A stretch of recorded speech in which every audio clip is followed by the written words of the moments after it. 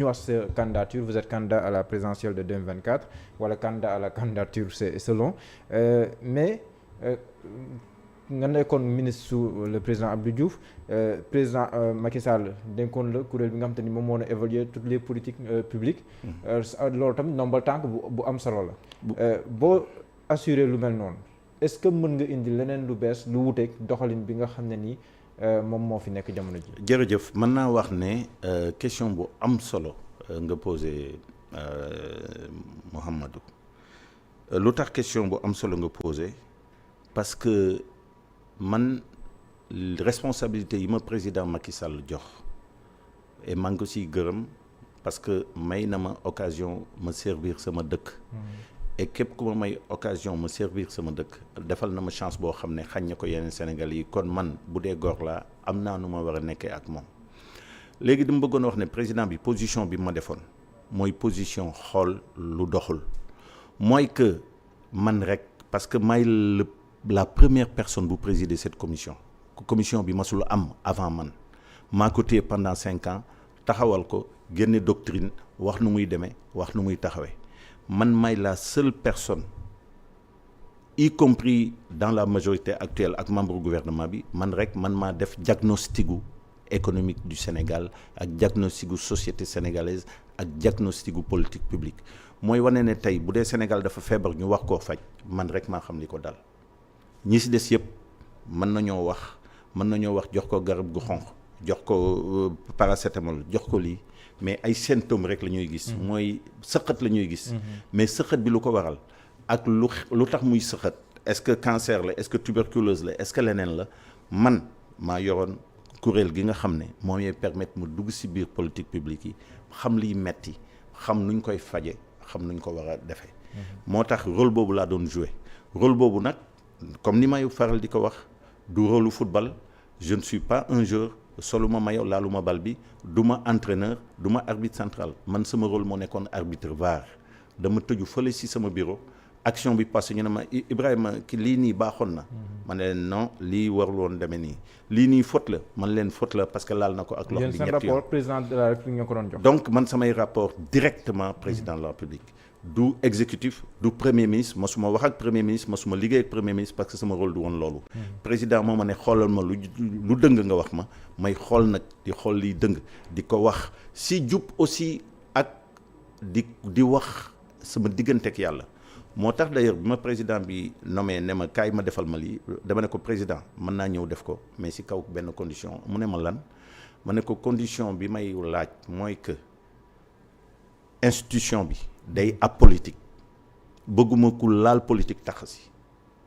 donc moo tax mu ne ma bindal say 20 personnes ma bind samay 20 personnes mu signé arrêté bi. ñëpp ay techniciens lañ. amul kenn ku laal politique d'ailleurs am na kenn koo xam ne si biir techniciens yi dañ ko nommé directeur de cabinet du ministre man maa ko génn si commission bi ne ko c'est incompatible ba pare bindaloo leen benn code éthique ak de déontologie ne leen képp ku bokk fenn wala képp ku am par doo da ngay koy signaler génn si commission bi noonu laa def di liggéey. mais yow amoon nga sa parti bopp. waaw mais moo tax ma gelé samay parti yëpp génn si. man mënuma woon dans la neutralité ak dans l'évaluation des politiques publiques mënuma woon nekk nga fësal fi nga bokk non mais mënuma woon bokk sax plan politique donc dama si génn purement simplement continuer def samay évaluation lu doxul si emploi ma wax lu doxul si santé ma wax lu doxul si maintien de l'ordre ma wax mais lu doxul si biir prison yi ni ñuy téye nit ñi ma wax ba si loolu par exemple ma jox la benn point très simple bi monsieur Mancabou gaañoo waaw si garde à vue je suis parti évaluer tous les lieux de garde à vue 197 lieux de garde à vue pour la gendarmerie 92 pour la police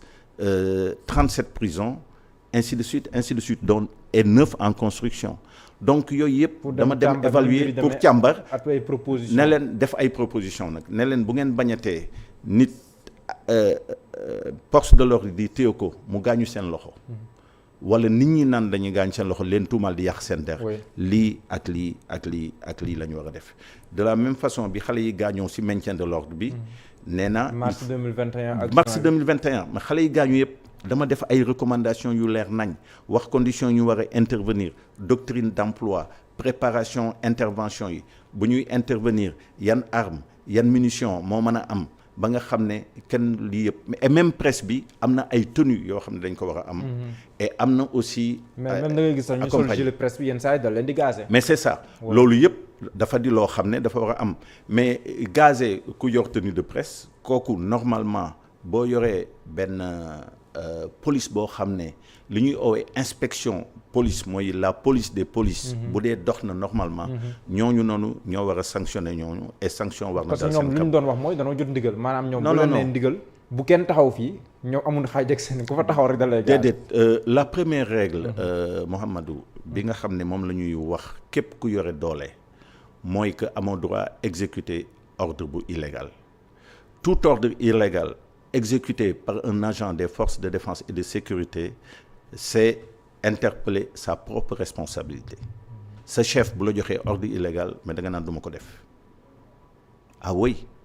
tey par exemple ma jox la exemple simple tey bu ma nekkoon chef d'état-major ma ne le patron des blindés jël say blindés mais nga taxaw buntu place de l'indépendance normalement le chef de corps daf ma naan jox ma la réquisition bi nga xam ne moo koy viser sans réquisition de l'ordre politique amoo droit génne quoi que ce soit ni déployer quoi que ce soit donc militaires yi xam nañ ne ñoo yore armes yi mais dañ leen ne armes yi conditions yi ngeen koy utiliser civils yi ñooy seen chef loolu mooy état de droit aussi c'est un autre aspect de l'état de droit ceux qui ont les armes n'ont pas le pouvoir de les utiliser c'est aux décideurs politiques de le faire et les décideurs politiques bu ñu joxee ordre si l'ordre est illégal il n'a pas à être exécuté dans une démocratie qui marche toutes ces choses-là ces irrégularités doivent faire l'objet de dénonciation et puis ñu corriger ko dal si ñi ñuy war a dal jubbanti ñu war a jubbanti. D'accord entre parenthèses liggéey nga aussi dans le cadre de ses fonctions au niveau international au niveau de la Guinée-Bissau ba si sax Cameroun si ay réformes ak tamit yoo leen doon xelal. waaw tigi mais bala maa dugg si affaire wu li ma def sur le plan de la Guinée-Bissau ak au niveau international pour les 15 pays de l'Afrique ak pour Cameroun. am naa loo xam ne aussi au niveau international def naa ko. liggéey naa pour li ñuy oowee société financière internationale mooy banque mondiale. yoo xam ne juróom-ñaari dëkk yi nga xam ne ñoo ma waroon maa doon xool nu ñu leen doon jéem a defee investissement. pour que dëkk bi soxla ko. am na dëkk bu ñuy oowee organisation bu nekk à Paris bu ñuy oowee OCDE. mooy organisation yoo xam ne mooy regrouper borom xam-xam yi nga xam yëpp dafa màcc ci économie. ñuy jàppale ay pays comme le Japon comme l'Europe pour ñu développer États-Unis man nekkoon naa fa conseiller bi ma génnee et d'ailleurs comme Dominique Strauss-Kahn qui était là-bas aussi comme conseiller on a partagé les mêmes espaces donc man dama bëggoon a wax ne liggéey à l'international aussi bien sur des questions économiques internationales que sur les questions de privé international jaar naa fa aussi yàlla dimbali ma am expérience diversifiée mais li ngay tudd nii moo ëpp solo ndax dafa nekk ci kaaraange nag mooy lan mooy sécurité Guinée-Bissau armée bi yëpp maa ko def kii naa ko réformer naa ko maa doon wax waa PAIGC lu tax ñu war a génn nu ñuy def ba armée bi efficace nu ñuy def ba armée bi bàyyi coup d'état et yàlla dafa def moment boobu ma koy def bés boobu lañ ñëw rey président Nino sama kanam presque biñ ko reyee ci guddi gi à 10 heures maa ngi woon ci këram di gis détails yëpp ak traces yeeg ak jaas yi ñu ko reyee li ñu ko doon daggateeg yooyu yëpp mi ngi woon parce que maa yoroon réforme armée Guinée-Bissau armée Guinée-Bissau il fallait réformer ko parce que tant que réformer wuñu ko menace la ci ñun et xam ngeen ne rebelle MFDC yi yëpp ils sont sur la frontière boo xam ne ça part de Cabrousse ba Kolda foofu la base rebelle yëpp nekk base rebelle yi ñuy oowee ay Valera ay Kasulol yooyu yëpp bu Atout Badiate ak yooyu yëpp ñu ngi ci alignement bi Santhiaba Mandiack ainsi de suite man yooyu yëpp dafa di ay base yoo xam ne dem naa fa seet naa ko visiter naa ko pour xool les conditions dans lesquelles notre armée et notre pays mais se déployer et notre armée a souffert et fii laa bëgg a profiter pour rendre hommage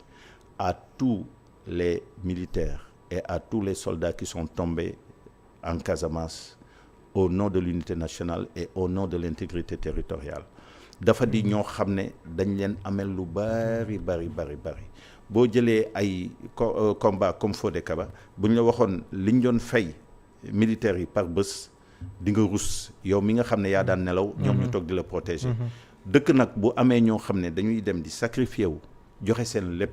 pour garantir ñeneen ñi ñun dañ leen amal njukkal moo tax je ne cesserai jamais de leur rendre honneur et incha allah bés bu ma yàlla defee président de la République le premier honneur yi nga xam ne dama koy rendre ce pays sera de les rendre aux armées et aux forces armées en faisant que leur sacrifice ne soit pas vain et que ñu xam ne dëkk boo fa dëkkee te parewoo dee pour dëkk bi mérité woo dëkk bi loolu la ñu bind ci Uhud boo demee Makka fi yonente bi doon xeexee ñoom Hamza fi ñu leen suul loolu la ñu fi bind nee nañ ko bokk ci dëkk te parewoo dee pour dëkk bi mérité woo dëkk ba loolu laa bëggoon a wax ci armée bi donc yooyu on l'a fait après il y a eu pour 15 pays de la CEDEAO man jàppale laa leen pour ñu réformer seen armée réformer seen sécurité gën a liggéey dans le développement loolu def naa ko pendant 6 ans et dans ce contexte-là la xeexoon au Mali pour mu am la paix j'ai discuté négocié ak beaucoup de troupes armées yi nga xam ne ñoo occupé tey le Mali discuté naa woon ak ñoom à l'époque mais malheureusement la déstabilisation de la Libye bi président Sarkozy defoon moo fi indi armes yi gànnaay yi wàcc loxo nit ñi ñëwaat déstabiliser le Mali donc c'est une intervention mal faite à l'époque et à l'époque maa ngi doon yuuxu en disant mais ñii xanaa xamuñu ne lii ñuy def di balancer ay armes France di ko def di balancer ay armes en Libye ça menace toute la région pourquoi ils ne parlent pas pourquoi chef d'État yi jóguñu wax pourquoi xamuñu ne lii day menacer kaaraange gi donc loolu mooy problème bi nga xam ne moo fay am ba nga xam ne tey Mali mi ngi dans une situation catastrophique ak Burkina ak tout ça à cause du djihadisme bi nga xam ne non seulement juddu na ci dëkk yooyu mais mi ngi suñu buntu dëkk parce que ku dem du côté est dem du côté de la Falémé dem du côté de notre frontière avec le Mali xam ne il y a des menaces sérieuses de lutte contre le terrorisme ñi menaces yoo xam ne dafa doy waar ba man dama obligé bind sama livre bi may owee un autre monde est possible un autre Sénégal est possible foofu laa bindee la nouvelle façon de réorganiser notre armée parce que compte tenu des menaces et compte tenu de l'évolution du monde on ne peut plus se battre avec les mêmes bataillons les mêmes unités depuis 60 ans on se bat de la même façon et depuis 50 ans on n'a pas évalué l'organisation de notre système de défense et d'ailleurs maa ngi lay wax ne def naa benn point bu important c'est que man évalué naa l'organisation de notre défense nationale parce que c'est une loi de 73 moo koy régir ba léegi et il y a beaucoup de choses qui sont dépassées donc je propose de revenir sur beaucoup de choses il y a la question de notre territoire maritime qui n'est pas intégré parce qu'on a un commandement territorial terrestre uniquement qui est dans l'organisation de la défense et on n'a pas bâti parallèlement une organisation. Oui, la marine agit, mais elle agit à partir d'un commandement terrestre. L'ENENLI, c'est pas... par exemple, le gouverneur de la région est responsable, mais de l'organisation de la défense pour une large part. Tey, il n'y a pas de gouverneur maritime. Ba nga xam ne boo amee ay problèmes dans les zones maritimes, on ne sait pas qui va intervenir. Donc, et pourtant, notre territoire maritime est supérieur à notre territoire terrestre. Donc, on doit aller à fond dans ces choses-là, bâtir un système de défense. Par exemple, ma wax la un exemple très simple, très important. Nous avons un système de défense en 3 temps. Ça veut dire que tey bu ñu attaqué Sénégal, mais du côté du Mali, c'est le commandant de la zone Est qui doit se battre. Bu xeexee 48 heures. Un deuxième temps, ce que l'on appelle les unités de réserve générale. Jóge Dakar ñëw intervenir. Si ça ne marche pas, dans un troisième temps, il y aura des accords de coopération internationale qui vont permettre à des pays comme la France, avec qui on a des accords de coopération, de venir nous appuyer. Donc, un système de défense en 3 temps. Avec, et c'est important de le souligner, ce que l'on appelle en combat et en stratégie, en tactique, mais des unités circonstancielles. Ça veut dire que les unités qui sont constituées entre les GRG yu jóge Dakar avec le commandement de zone, avec les Français, c'est des unités qui ont été construites dans la circonstance. Moi, ce que je propose, c'est un changement complet de tout ce dispositif-là, en disant, première chose, il faut passer de 3 temps en 1 temps. Ça veut dire que chaque zone se bat seule de façon indéfinie, mais après avoir été renforcée. Tous les moyens. Oui, après avoir disposé, tout à fait, vous avez compris rapidement. C'est-à-dire que les forces aujourd'hui vont être des groupements de forces interarmes. Ils ne le sont pas. Donc, il faut que les unités soient des unités interarmes. Ça veut dire qu'il y aura de l'artillerie, il y aura du commando, il y aura de l'armée de l'air, il y aura un appui. Et comme ça, on aura des zones de groupement de forces autonomes interarmes. Et ces zones-là seront commandées par des généraux de division, de brigade, et qui permettra à l'ensemble des zones d'être commandées par des généraux. La deuxième chose, moi, unité circonstancielle, ça ne sera plus le cas, parce que tout simplement, les unités sont constituées dès le début, ils ont l'habitude de s'entraîner. C'est comme si vous avez 11 jours, vous avez fait l'équipe nationale, nous avons joué, et nous avons un club de jouer. Voilà. Donc, on passe d'unités circonstancielles à des unités organiques qui vivent, qui ont vécu, qui vivent, qui travaillent et qui ont de l'entraînement et qui ont de la cohésion. Parce qu'aujourd'hui, même si vous avez affaire aux interventions au Mali, même force CEDEAO au bout de demain, tu vas trouver des Sénégalais avec des Nigérians qui ne parlent même pas la même langue, mais qui n'ont même pas les mêmes équipements, qui ont des problèmes d'interférence. Donc tout ça, c'est un problème très complexe. Les groupements de forces autonomes, ils m'ont proposé, Mangoko Diap, Simpiko, Yobuko Mali, m'ont intervenir. Il y a un très beau rapport. Parce que nous avons réunis. Kun ci bàyyi yow kese yow donc nga jàkkaarloog ñi ñu tuddee ay terroristes mënoo jëflante ak ñoom foo mu am une force commune une armée commune léegi nan lay mën a def ba am une armée commune boo xam ne day spécialisé wu jëm ci xeex wàllu. Bon, disons qu'il y a deux problèmes différents dans li ngay posé. Il y a le problème de la sécurité collective mooy ni ñuy def tey CEDEAO ba défendre. Moi j'ai donné des solutions mooy le groupement de forces interarmes. Et groupement de forces interarmes boobu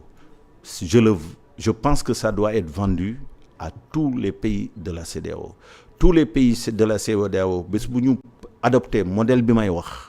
le jour-là, on n'aura plus de problème de constituer une force d'intervention rapide. Il faut avoir une unité ça, c'est le premier aspect. Et le deuxième aspect de cette question, c'est plus important. Moi, nous, est-ce que nous, en face d'un fléau mondial qui est le terrorisme, continuer à compter que sur nos forces, voilà alors nous devons étendre notre collaboration pour ramener le terrorisme est un phénomène mondial. Bien entendu que la réponse est dans la deuxième question. Rien qu'en matière de soutien en renseignement, en communication, en entraînement, nous avons besoin d'une coopération la plus élargie dans le monde. Parce que l'échange de renseignements, ce que les militaires appellent la chaîne RANS, on a un travail extrêmement important à faire. Sur le plan technologique, il y a un travail extrêmement à faire, mais qui nous pousse même à envisager des actions dans l'espace. Donc oui, il faut une coopération internationale très forte sur le terrorisme, qu'il y a des aspects d'échange d'informations et tout, mais parallèlement, il faut développer une autonomie stratégique avec des unités qui sont constituées de façon non circonstancielle et qui permettent de prendre le temps et de combattre le temps qu'il faut sans avoir à se défaire ni à se réorganiser. D'accord, c'est vrai que la sécurité est solo, mais il faut nous tamit si question de concerner la jeunesse sénégalaise parce que ANSD a publié une conclusion au recensement la majeure partie de la population moins de 35 ans lañ am loolu tamit nan lañ ko mën a jàngatee dans un contexte où ñu ngi gis ne la migration irrégulière mi ngi jël ay dayu inquiétant. Alors dama bëggoon a wax une chose bu simple yàgg naa wax ne c'est la démographie qui fait le destin des nations dëkk boo gis fi mu nar a jëm ak fi muy jëm li ñuy owee démographie mooy ni ñuy juddoo ni ñuy màggee ni ñuy deewee ni seen dëkk bi mel ak ni ndaw ñu mel loolu mooy def destin wu dëkk moo tax démographie dafa lu am solo et gis naa ne kenn waxu ko par exemple élection yi ñuy ñëw déggoo ba léegi un dirigeant de ce pays ou un candidat parlait des questions démographiques et pourtant question démographie rek ñoo am solo lépp li nga xam ne dafa nar a menacer Sénégal ëllëg démographie la parce que démographie moo yor urbanisation moo yor insécurité moo yor éducation moo yor lépp donc tout part de la démographie et tout revient à la démographie donc on a besoin encore une fois tey de politique publique yoo xam ne ça s'inscrit dans le long terme bés bu ñu ko deful dinañ am li ñuy am tey mooy jékki-jékki 5 mars am ñëpp di wàcc tali bi kenn du xam fu jeunes yi jóge wala nit ñi dugg ci gaal yi di dem donc la question démographique pour man elle est centrale et depuis Beijing bi ma nekkee ministre j'ai vu que les questions démographiques sont de plus en plus négligées et pourtant mooy problème au Sénégal il faut que nous ayons une politique démographique plus claire il faut que nous ayons des choix démographiques plus clairs il faut que ñu xam fu ñu jëm mais mënoo jàpp di tëli ak sa population yeewu constaté que dañ bari et puis yeewu je ne parle même pas d'émigration mais d'immigration yeewu ne gis ne mais le Nigeria va faire 350 millions et que Abuja wala Lagos moo ëpp ville bu ndaw moo ëpp Sénégal ci boppam te waxoo ci dara et mu am libre circulation entre ñaari dëkk yi ku mu neex ñëw ku mu neex dem ba nga xam ne ëllëg bés bu ngeen defee seen pétrole wóorul leen ndax Nigériens yi ñoo fiy ñëw ñu occuper poste yi pendant que Sénégalais yi ñu ngi daw di génn ci biti donc loolu dafa du lu am solo projection démographique analyse ak tout et c'est ce qu'on appelle la prospective mooy li nga xam ne moom ngay toog fii tey di séntu fële ëllëg amoon na 2 prospectives nag dans l'histoire du Sénégal man yàlla may na ma fekkee ñaar yi benn bi 2015 xale bu ndaw beneen bi fekk na ma nekk mag ba am maturité bi waaw voilà donc 2 éléments prospectifs yëpp fekk naa ko je vois les grandes conclusions xam naa tendance yi nga xam ne ñoo fi war a dégager dans le pays et dans l'avenir et xam naa lépp li nga xam ne war na menacer dëkk bi bu loolu wéyee ñu jël léegi affaire immigration bi mooy li ñuy génn li ñuy génn am na ñaari yëf man yaakaar naa ne ñaar benn bi ñàkk xam la parce que ñàkk xam rek moo mën a expliquer xale bu mënul fay dugg ci géej goo xam ne boo jëlee avion sax ci kaw avion bi day yëngatu ndax géej gi mu yëngatu yow mënoo fay nga bàyyi sa kër bàyyi sa njaboot dem dugg ci ak say doom te xam nga ne boo rëccee rek yàlla moo la dimbali mais normalement ñu dugg ci géej gi yëpp dañu war a des foofu donc loolu yàlla nañ ci yàlla musal loolu ñàkk xam la ak ñàkk conscience léegi nag ñàkk xam ak ñàkk conscience boobu Mouhamadou li koy faj c'est une grande initiative mooy man li may proposer mi ngi tudd grande initiative contre l'analphabétisme l'ignorance et l'obscurantisme nit ku xamul dafa grave nit ku xamul danger la